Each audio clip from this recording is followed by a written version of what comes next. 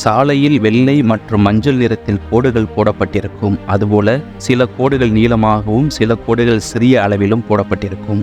சாலைகளில் ஏற்படும் விபத்துகளை தடுப்பதற்காகத்தான் இந்த கோடுகள் போடப்படுகின்றன.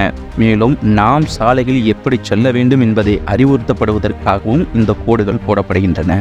நீளமான வெள்ளைக்கோடு. சாலையின் நடுவே எந்த ஒரு இடைவெளியும் இல்லாமல் நீளமான வெள்ளைக்கோடு போடப்பட்டிருந்தால் அந்த சாலையில் வேகமாக செல்லக்கூடாது. அதேபோல் அந்த சாலையில் முன்னால் செல்லும் வாகனத்தை முந்தி செல்லக்கூடாது என்று அர்த்தம்.